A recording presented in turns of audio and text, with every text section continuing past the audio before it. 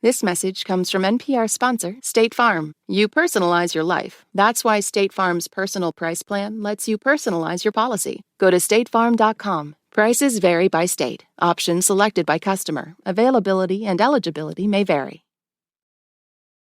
A warning before we get started. This episode contains descriptions of violence.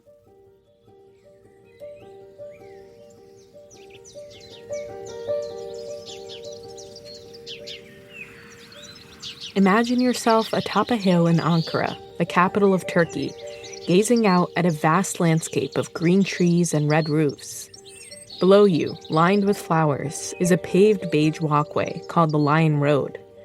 As you make your way down it, the smell of junipers and roses surrounds you, and a row of lion statues greets you. Two towers loom alongside the road. To the left, İstiklal Kulesi. Independence Tower. To the right, Hürriyet Kulesi. Freedom Tower. And inscribed on their walls are quotes that leap through time. Life means fighting. It means conflict. We are the nation that desires life and independence. There is no such principle as begging for mercy and compassion. Success in life is better than life for independence or death. As you approach the end of Lion Road, a plaza decorated with hundreds of colorful Turkish rugs gives way to the final stop, a massive mausoleum reminiscent of the temples of ancient Rome. Inside, you find the sarcophagus of the man who spoke those inscribed words. The man whose spirit animates the hills and valleys of this nation. The man who ended a centuries-old empire and created the Republic of Turkey, forging a roadmap that would guide leaders around the world in the 20th century and beyond. His name? Mustafa Kemal Atatürk. Atatürk kimdir? Atatürk bizim önderimizdir. Atatürk demek Türk. Atatürk means Turkey, Türkiye demek. and Turkey means Ataturk. He speaks in our hearts, burning like the sun. Words that will stand on the path of history. When I hear his voice, my eyes fill up with tears. Eyes flash with 20 million glances. Turkey wants to be powerful. It wants to revive its national pride. Şu anda Türkiye'de yaşayabiliyorsam All bu the şekilde hopes of a nation, flowing through the veins of the nation like blood. Our essence is Ataturk, and no one can change our essence. Like a steel wall breaking apart the wind, it will break through the gap of time.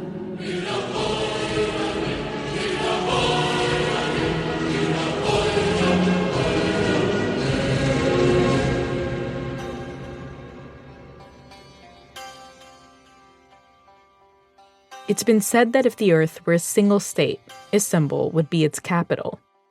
Turkey sits at the crossroads of Europe and Asia, a location that's geographically strategic and culturally rich. And Ataturk, who became Turkey's first president exactly 100 years ago in 1923, is its inescapable figurehead. I think Ataturk is similar to not just Washington, but Washington and Lincoln put together. This is Soner Çaptay. I'm the director of Turkish Research Program and the Bayer Family Fellow at the Washington Institute for Near East Policy. I'm the author of a number of books, most recently, A Sultan in Autumn, Erdogan Faces Turkey's Uncontainable Forces. Ataturk, the surname Mustafa Kemal was taken towards the end of his life, literally translates to father of the Turks. He cast himself as someone who would lead the nation to a higher stage of civilization by building a secular republic. The current president, Recep Tayyip Erdogan, now he wants to be the father of a new Turkish identity. Unlike Ataturk, Erdogan is putting Islam first. President Erdogan, who's been in power for nearly 20 years now, also wants to shape Turkey in his own image. He wants to revive the religious identity of a place that for so long was the epicenter of a great Muslim empire, the Ottoman Empire. And instead of facing solely west towards Europe and the US as Ataturk did, he sought relationships with autocratic regimes like Putin's Russia or Xi Jinping's China. And yet, even President Erdogan can't escape the magnetic pull of Ataturk.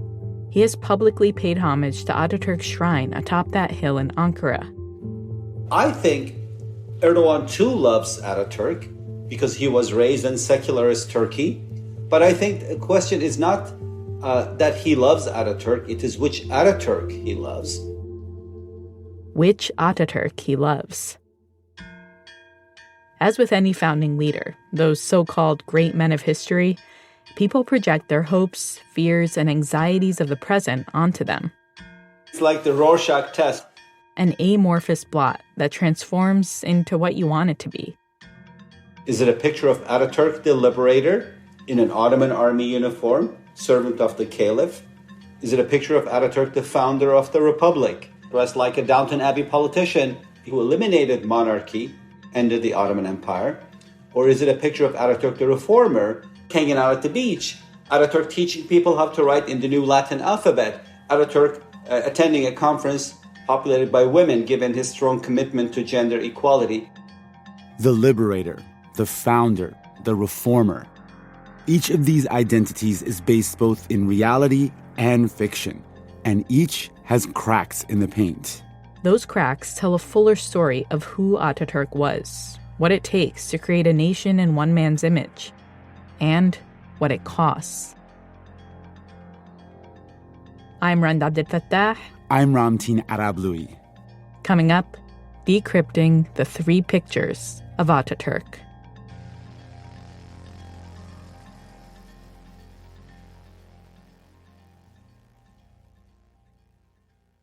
Hi, this is Darcy Castro from Marietta, Georgia, and you're listening to Throughline from NPR. Support for NPR comes from FX, presenting A Murder at the End of the World, starring Emma Corrin, Clive Owen, and Britt Marling. Emma plays Darby Hart, a sleuth and tech-savvy hacker. She joins an exclusive group invited to a retreat. When one of the guests is found dead, Darby must prove it was murder before the killer takes another life. FX's A Murder at the End of the World, streaming November 14th only on Hulu. This message comes from NPR sponsor State Farm. What if your life story was a new podcast series? Would it be a comedy, an action-packed thrill ride? No matter which genre, State Farm is there for your what-ifs, which means they help keep your life story from becoming a mystery. You can reach them 24/7, file a claim on the State Farm mobile app, or simply call your agent to ask what's on your mind. It's how insurance plays a supporting role no matter your story. Like a good neighbor, State Farm is there. Call or go to statefarm.com for a quote today. This message comes from NPR sponsor State Farm. From your morning podcast to your afternoon playlist, you personalize your day. State Farm helps you personalize your insurance with their personal price plan. It offers coverage options that help protect what you care about at an affordable price. Like a good neighbor, State Farm is there. Call or go to statefarm.com today to create your State Farm personal price plan. Prices vary by state. Options selected by customer. Availability and eligibility may vary. Bölüm 1. Kurtarıcı. Part 1. The Liberator. We were in the real Anatolia, this mellifluous name, rivaled in beauty of sound only by Mesopotamia, means the place where the sun rises. It had long shone on people and events bound up in the narrative of all human and spiritual progress. For we now skirted what might be called the rim of the cradle of mankind. Across these plains had stalked the stately and immortal figures of biblical days. Here the armies of Alexander encamped, and the famous Gordian knot was cut. Here too passed the mailed crusaders on the road to Jerusalem, and amid the green hills that rose to the left and the right, the civilization of the Near East was born.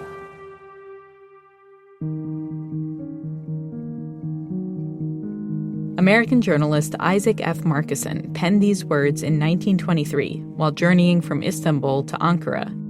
Thousands of miles from home, Marcusson was in Turkey on a mission to get an exclusive interview with Mustafa Kemal, the man who would soon become Turkey's first president. Friday the 13th came, and with it the long-awaited interview with Kemal. He lives in a kiosk, as the Turks call a villa. They met at Kemal's home, perched on a hill in the countryside, not far from where he would be buried as Ataturk years later. As Marcusson waited for the interview to begin, he admired the decorative swords that were hung on the wall alongside inscriptions from the Quran and a life-size portrait of Kemal's mother. Finally, after some time, he was brought into where Kemal was meeting with the Turkish cabinet. They greeted each other in French. Perhaps we had better go into the next room for our talk and leave the cabinet to its deliberations. From there on, though, Kemal spoke only in Turkish. Although the Ghazi knows both French and German, he prefers to talk Turkish through an interpreter.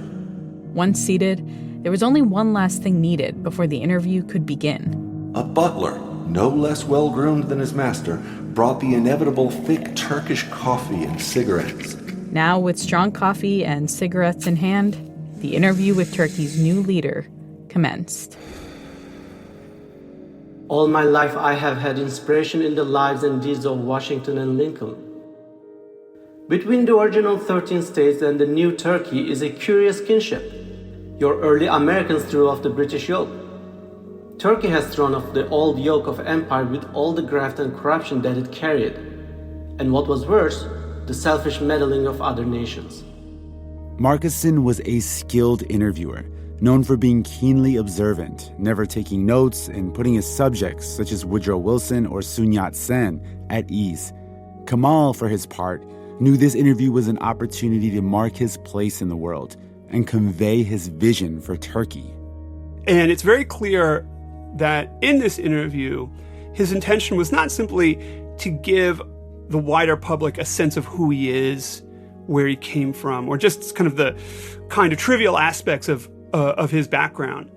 He, from the very early stages of his political career, used himself as a kind of allegory, and that he was very mindful of developing and presenting a persona that embodied principles, values, and aspirations that were important to him. America struggled through to independence and prosperity. We are now in the midst of travail, which is witnessing the birth of a nation. My name is Ryan Gingeris. I am a professor in the Department of National Security Affairs at the Naval Postgraduate School in Monterey, California. Ryan is also the author of several books on the Ottoman Empire and the rise of Mustafa Kemal. And this interview has always captured his attention. For many years, imperialism dominated Europe, but imperialism is doomed. And that's because in this interview, the world was introduced to Kemal, a man his people knew as the Liberator, who, amidst the ashes of a dying Ottoman Empire, believed he was destined to create a new nation capable of rivaling the powers of Europe. And here's how that story goes. In 1881, a baby was born into a world of chaos when the tides of power were shifting. His name was Mustafa Kemal.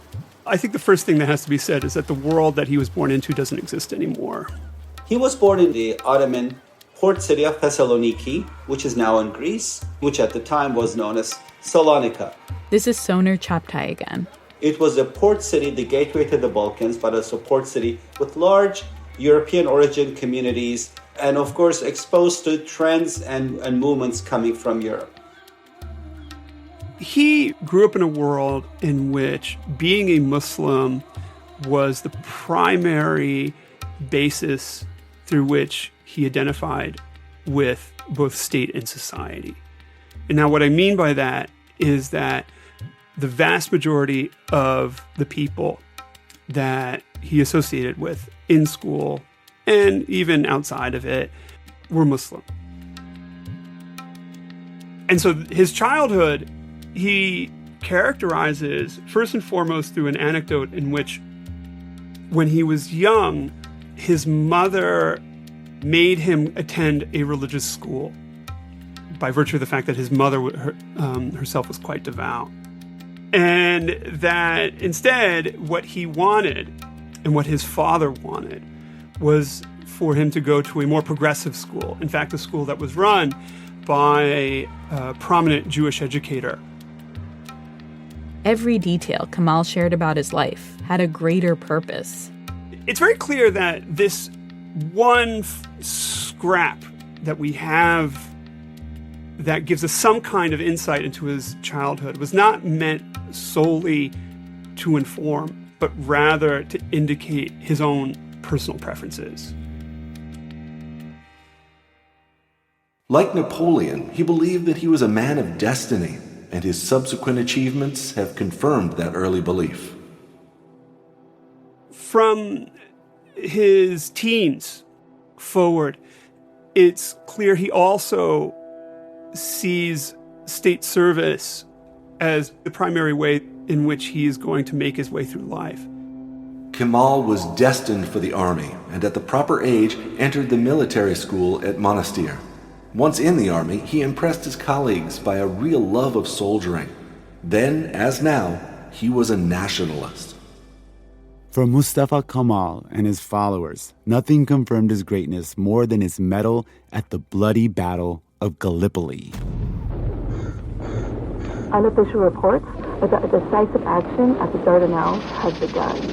Reports from the Dardanelles say the Turkish troops have completely driven the French and British from Sedabar, and that Gallipoli Peninsula is now clear of the enemy. In the spring of 1915, World War I was raging. Mustafa Kemal, a soldier at heart, was fighting for the Ottoman Empire, who had aligned itself with Germany and the Central Powers. Their enemies were the Allied powers, Russia, Britain, and France, the side the U.S. would eventually join. In late April, the Allies land troops on the beaches of the Gallipoli Peninsula, a region which is generally referred to in Turkish as Çanakkale.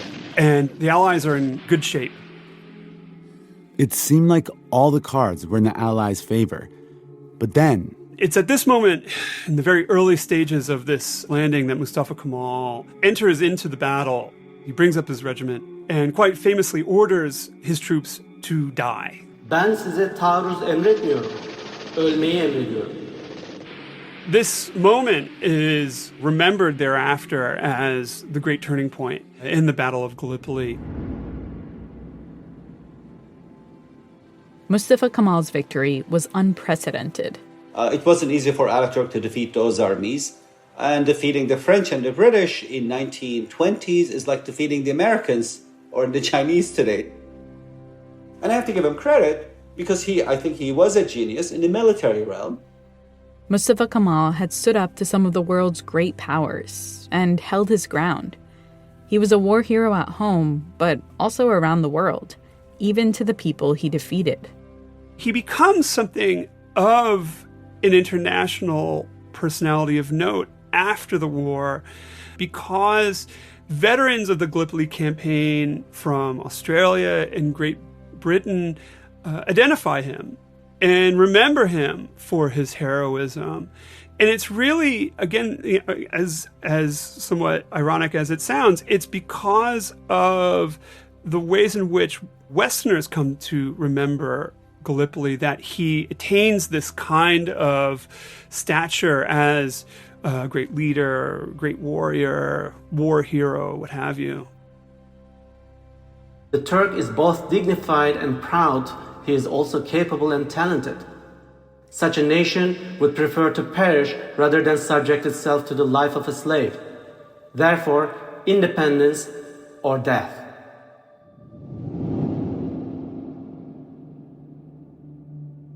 The stage was set for Mustafa Kemal to rise to power. And in 1923, just as he was giving his interview to Markussen, the final treaty with the Allied powers was being ironed out down the hall. The Ottoman Empire was no more. In its place would be a new nation, Turkey, with Kemal as its new president. Whatever fate holds out for him, he has already written himself large in the history of his time. Mustafa Kemal presented himself as a rupture with the past, a complete departure from everything that had come before.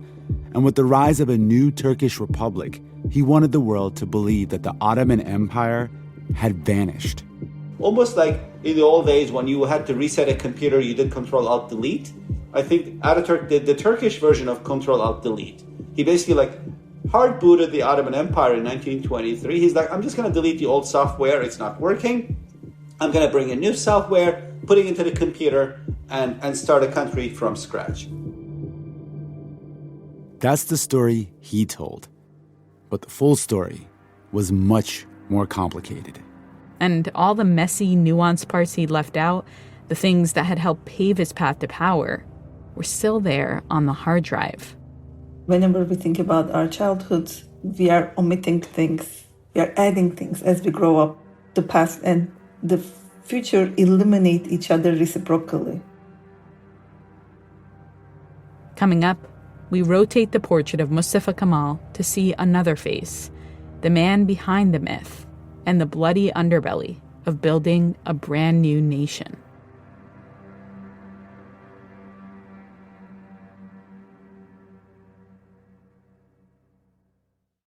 Hello, my name is Subhushpita Chakraborty. I'm calling from Austin, Texas, and you are listening to Throughline NPR. Hey everyone, it's Ramteen. I'm here to remind you about Throughline Plus, where you can support our work and get access to extra behind-the-scenes bonus episodes every month. This month, you'll get to hear an interview I did to learn more about the sounds and music of Mongolia, which really helped me compose the music for our David vs. Goliath episode from September, one you should definitely listen to. To check it out, sign up for Throughline Plus at plus.npr.org/Throughline. And to everyone who's already supporting us, thank you so much. Now, back to the show.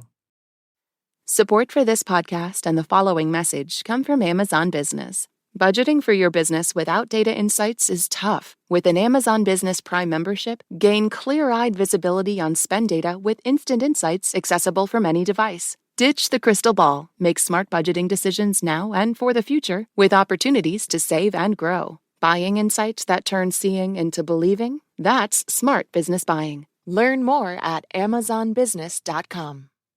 This message comes from NPR sponsor BetterHelp. Do you ever feel like your brain is getting in its own way? Like you know what you should do, what's good for you, but you just can't do it? Therapy can help you figure out what's holding you back so you can work for yourself instead of against yourself. Make friends with your brain with BetterHelp. Visit BetterHelp.com/NPR today to get 10% off your first month. Support for NPR and the following message come from Edward Jones. You could go alone, but when you have a partner, you could go farther. And when you want to navigate through all the complexities of retirement strategies, it can help to sync up with an Edward Jones financial advisor. They can help you figure it all out with an approach that puts your goals first, not their products. And best of all, they're right around the corner. Let's figure it out together. Edward Jones. Bölüm 2. Kurucu. Part 2. The Founder. My idea of nationalism is that of a people of kindred birth, religion, and temperament. For hundreds of years, the Turkish Empire was a conglomerate human mass in which Turks formed the minority. We had other so-called minorities, and they have been the source of most of our troubles. That and the old idea of conquest. When Mustafa Kemal sat down with journalist Isaac Marcusson to give his postmortem of the Ottoman Empire, he said the source of most of the empire's troubles was, quote, so-called minorities. I am from Turkey. I was born and raised there. I lived there until the age of 22. Turkey is mine to keep.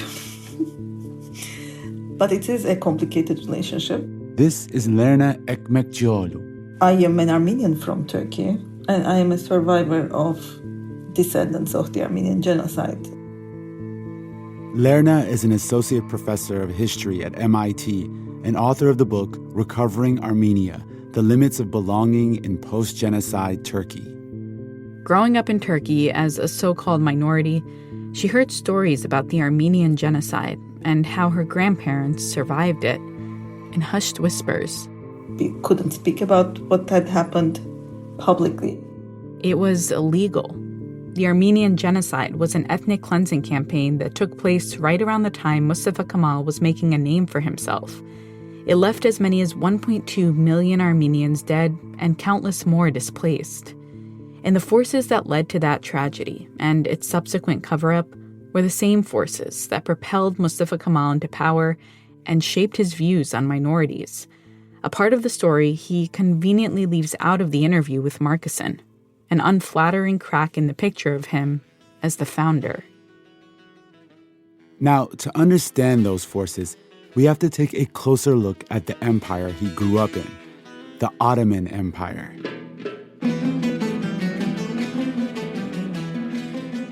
Ottoman Empire was a great power, hundreds of years, ruled territories over 3 continents. It's huge, and it's biggest from Vienna to the Balkans to the Holy Land in the east. I think about 50 member states of the UN at one time were controlled by the Ottomans.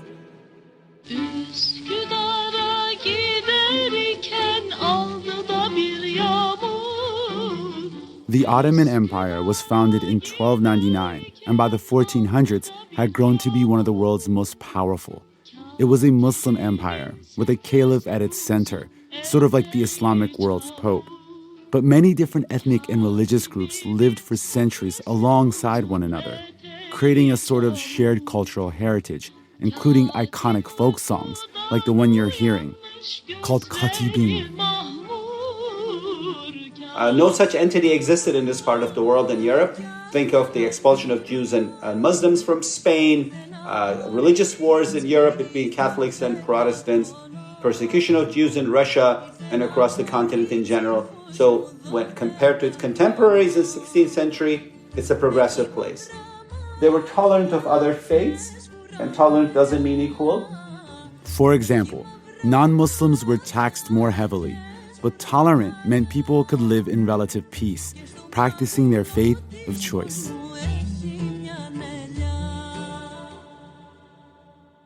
Minority is a modern construct.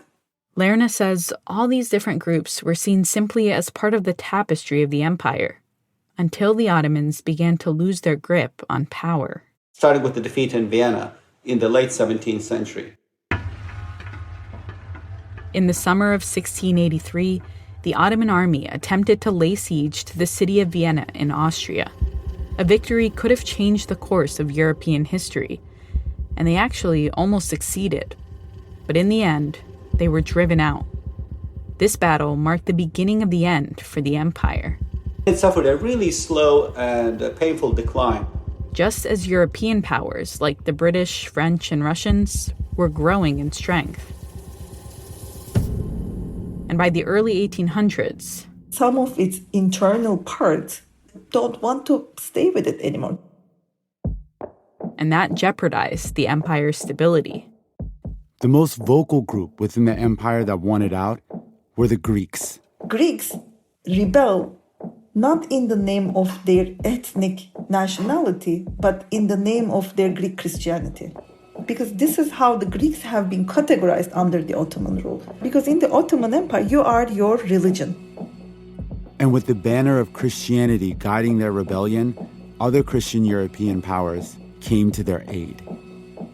Democracy was born in Greece, philosophy, like the civilizational root of everything that we aspire to be can go back to ancient Greece. And then therefore, let's make a cause out of them. Eventually, in 1832, the Greek nationalists managed to break off and form their own kingdom. This, too, was a threat to the empire. The Ottoman government was worried that, with its power waning, other minorities within the empire would further tear it apart. So they extended more equality to other minorities, including the Armenians, and they rebranded themselves. The Ottomans decided that the only way they could catch up with the Europeans, who were then global rising powers, was to become like a European state.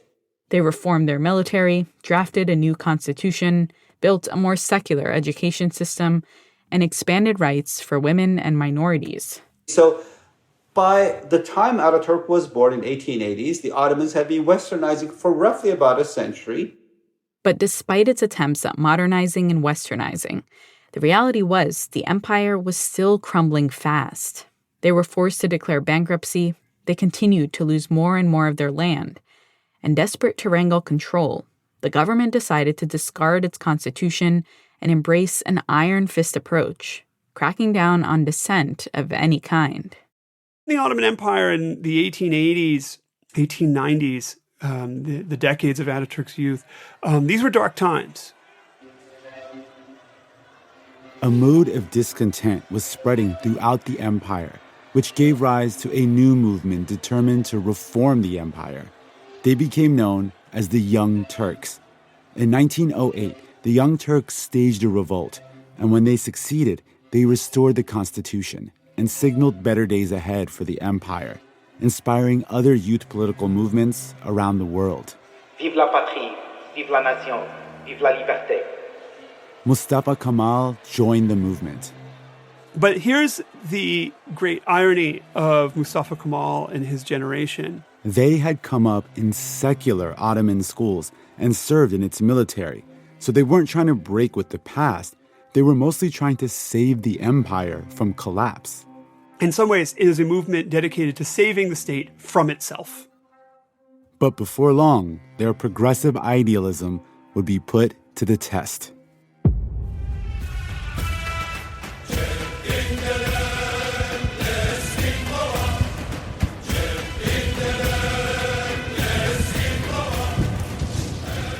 We're back in 1914. World War I has just broken out, and the Young Turk government decides to throw their hat into the ring. 3,000 miles from home, an American army is fighting for you. Everything. Usually, when we talk about World War I from an American perspective, we don't even consider the role of the Ottoman Empire, who, remember, joined on the side of Germany. But while Mustafa Kemal was off defending the empire and succeeding, things were looking very different in the capital, where the Young Turk government grew more nervous that the neighboring Christian Russian Empire might try to create mayhem within Ottoman lands by funneling support to Armenians living there, just as they'd done with the Greeks a century earlier. The biggest group that is left in the empire that is overwhelmingly Christian is the Armenians. Armenians had been living in a part of the Ottoman Empire called Anatolia long before the empire existed, and some Armenians believed it was time they carve out a nation for themselves there. The Young Turk government was not about to let those ideas grow. So they decide to eliminate the threat of Armenians before it becomes a threat.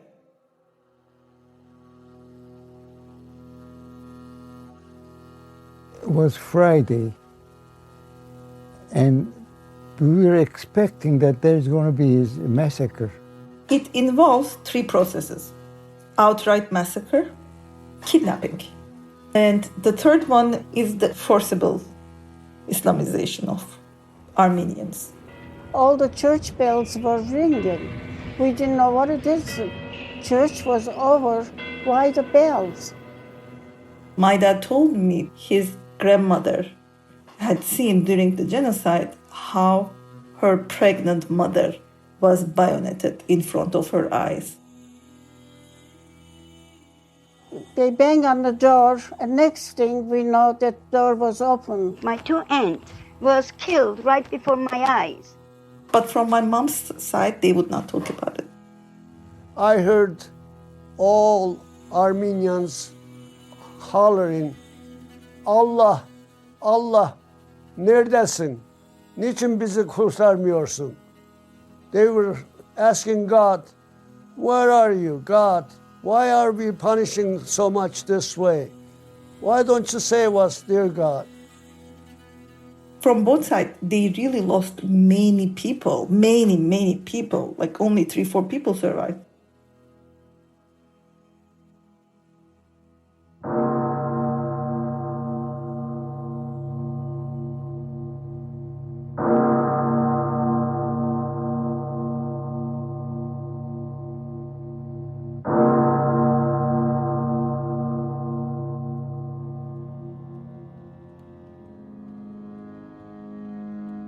The day of conquest and aggrandizement is gone by. So is also the day of secret covenants, entered into in the interest of particular governments, and likely at some unlooked-for moment to upset the peace of the world. In 1918, as World War I came to an end, with the Ottomans on the losing side, U.S. President Woodrow Wilson proposed a 14-point plan to establish world peace.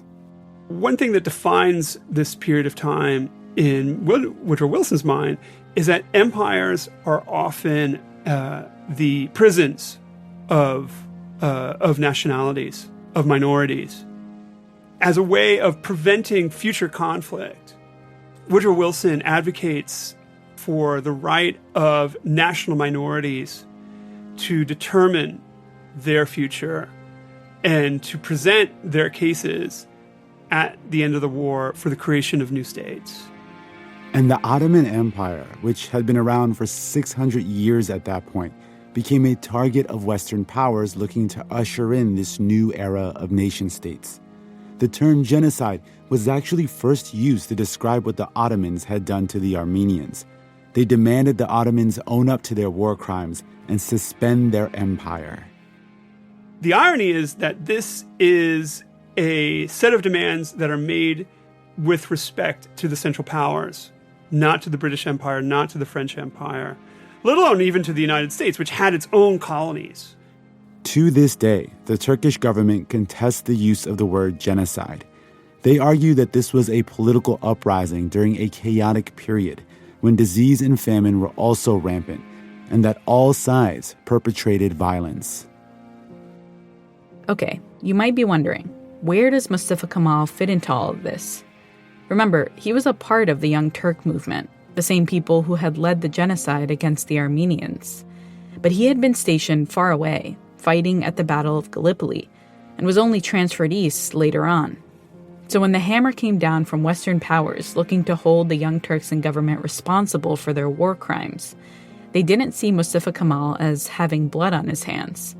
On the contrary, he was cast as a hero even in the foreign press. And I think when he said, I'm going to liberate Turkey, people did not say, oh, who are you to do this? The people lined up behind him and said, oh yeah, this guy can do it because he had already established himself as a great general. And over the next few years, he continued to build up his military reputation, leading a successful war against the Greeks and British to keep them from encroaching on what remained of the Ottoman Empire. And even though these military campaigns led to further displacement and large-scale murder of Armenians, continuing the legacy of genocide that the Young Turk government had enacted, the narrative about Mustafa Kemal as a hero prevailed. That old idea of force, conquest, and expansion is dead in Turkey forever. This is why we want a Turkey of the Turks based on the ideal of self-determination, which was so well expressed by Woodrow Wilson.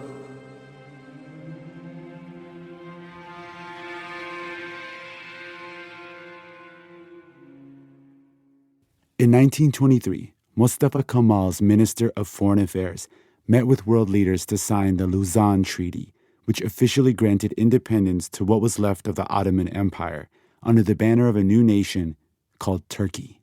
It is the birth certificate of Turkey, this Lausanne Treaty. The issue of war crimes had dissipated, and a war-weary Europe was eager to finally turn the page, a clean slate for Kemal's new nation. So Turkey is accepted to Europe having eliminated its own people. So maybe he wasn't the perpetrator himself, but he supported the perpetrator. The Armenian genocide suddenly became a footnote in history, in the voices of people who suffered through it were silenced amid the grand trumpets of independence.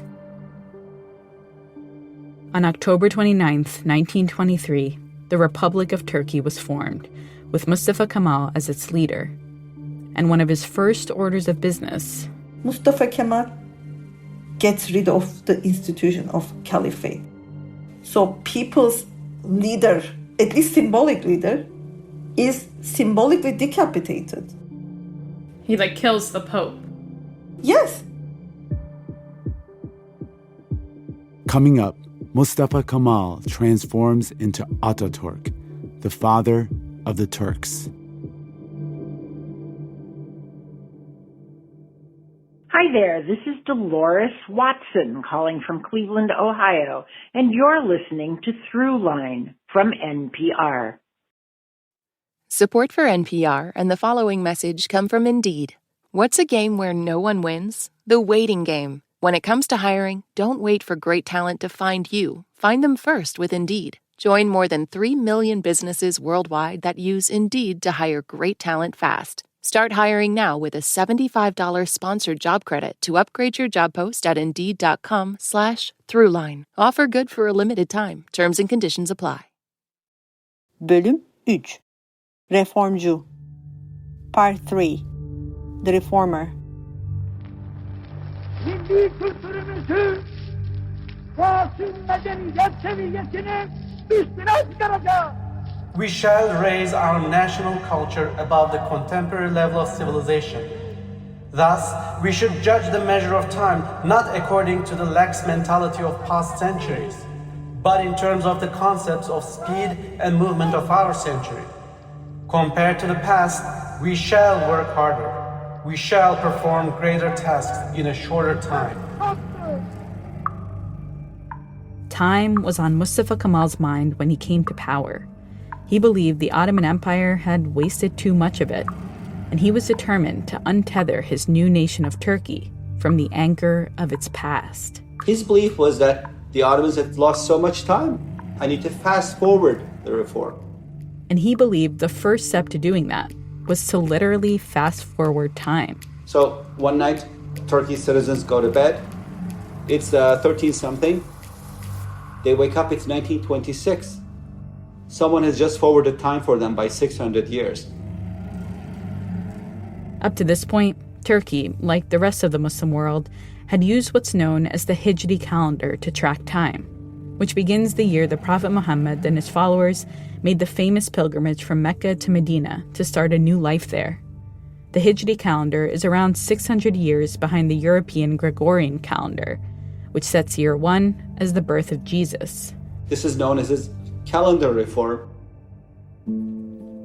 It was part of Kemal's master plan to make Turkey into a full-on European state. Though he was a product of both Ottoman schooling and the Young Turk movement, he didn't think either had taken their reforms far enough. And he said, I think what we need to do is to drop the old system and to just become completely European. To him, that meant a complete and total abandonment of the empire's Islamic identity.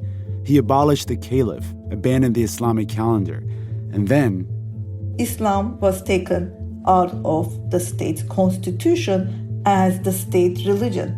That meant no more explicit references to Islam in government or in social codes. To this day, I would say one of the greatest beneficiaries of Ataturk's reforms in Turkey are women. It is supposed that in Turkey, women pass their lives in inactivity and in idleness. That is a calumny. The women work side by side with the men in the fields and participate in the national work generally. It is only in large towns that Turkish women are sequestered by their husbands.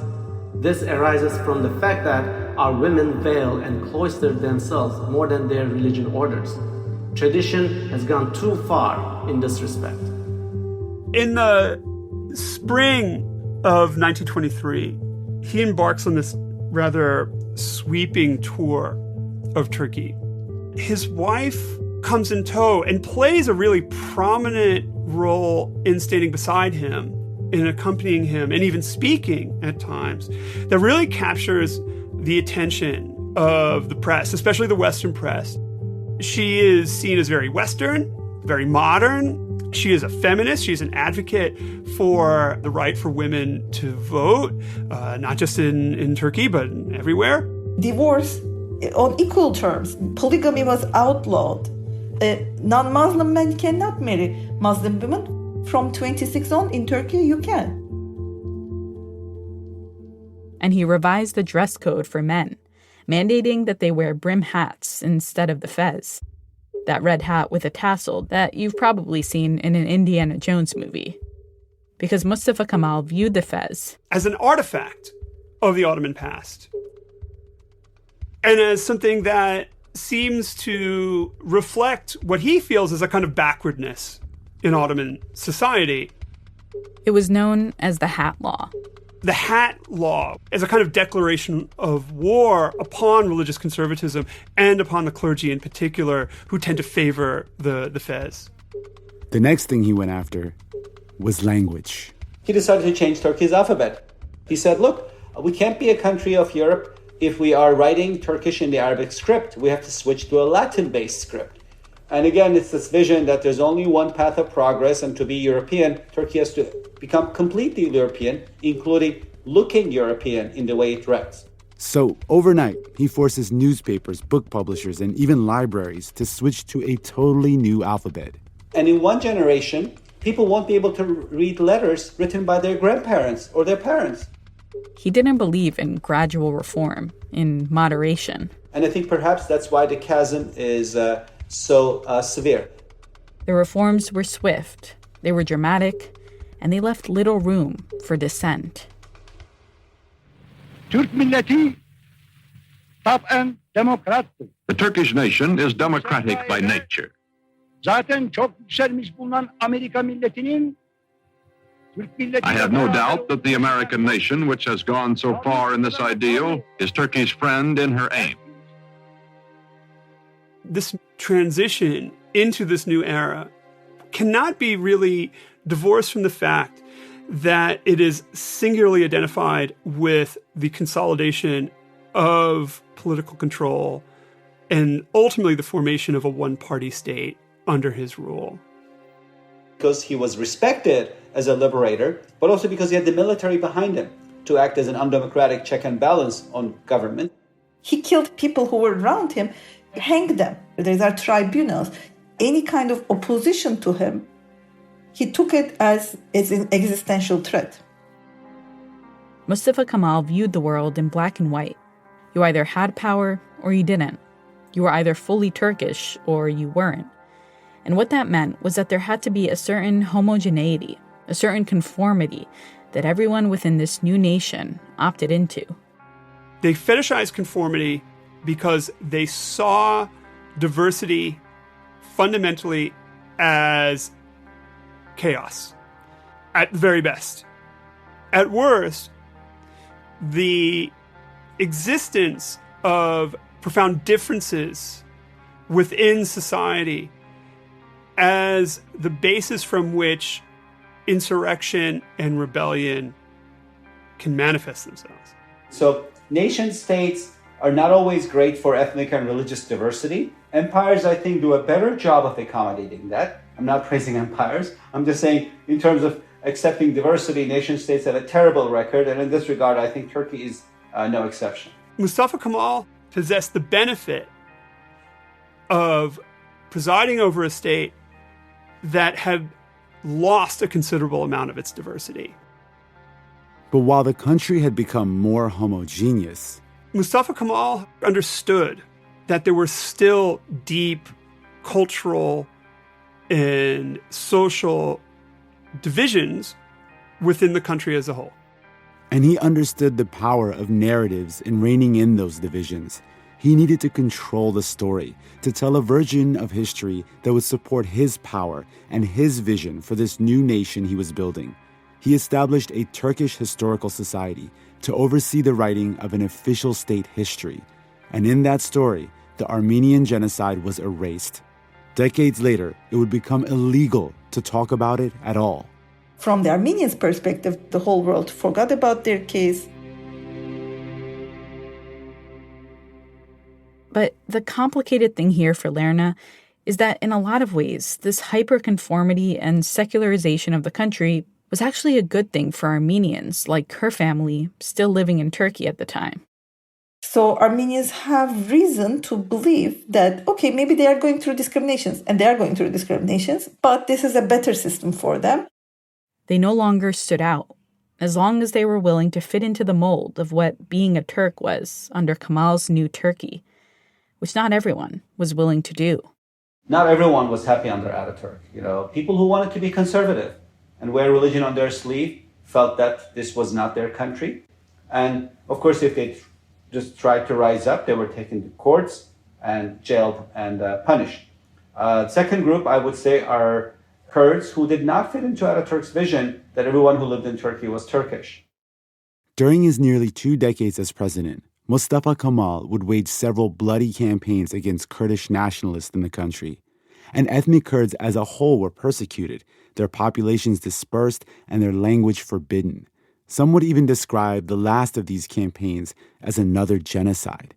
And ethnic Kurds, who make up 10 to 20% of Turkey's population, continue to face discrimination, detention, and violence.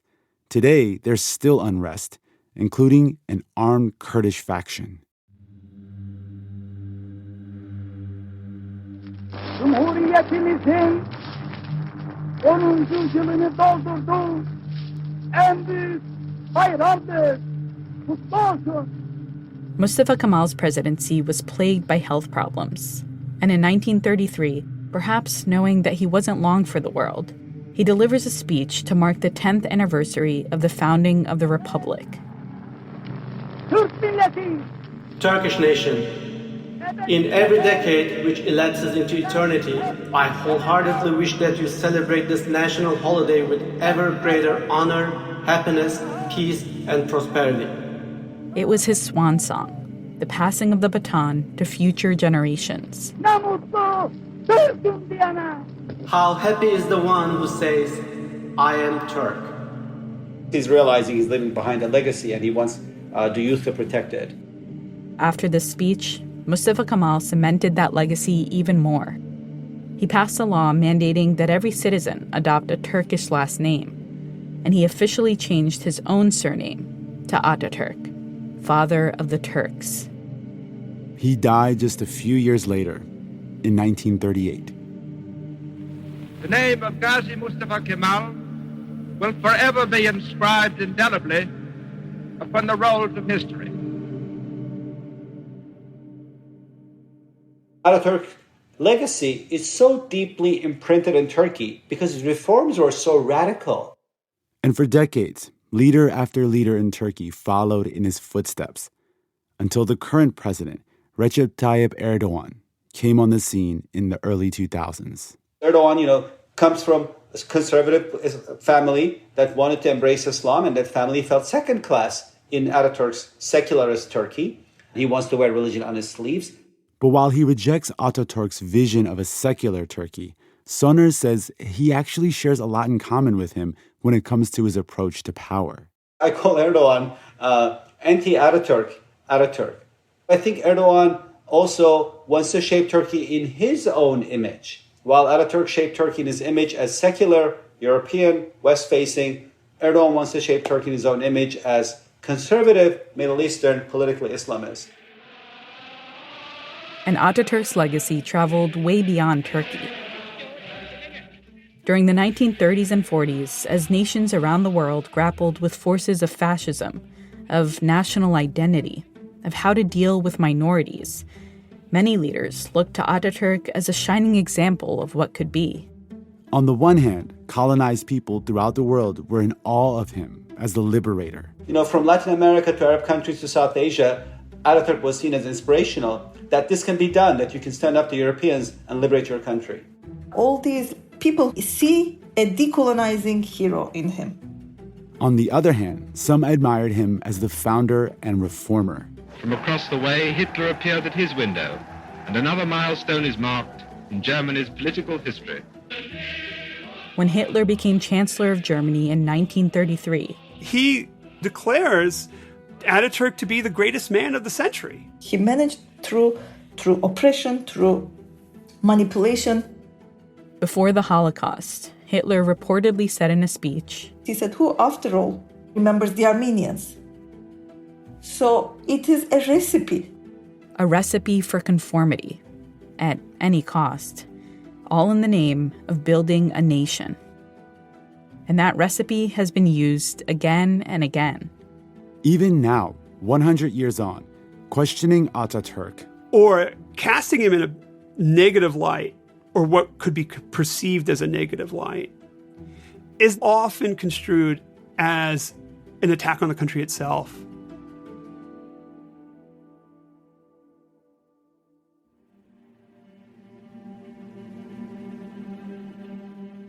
How do you see Mustafa Kemal's legacy and vision playing out in the 21st century? I feel like there is a parallel in terms of this kind of flocking to strongman rulers in terms of kind of really asserting a certain like image of the nation that we see happening all over the world today. I do see from Trump on, but maybe even a little bit earlier, tendencies towards authoritarianism. There's a lot of unresolved baggage from the past that people, instead of usually talking about them, coming to terms with them, they are either justifying them retrospectively or trying not to talk about them. If we don't do anything to prevent this trend, we will have another big world war. This is what I see.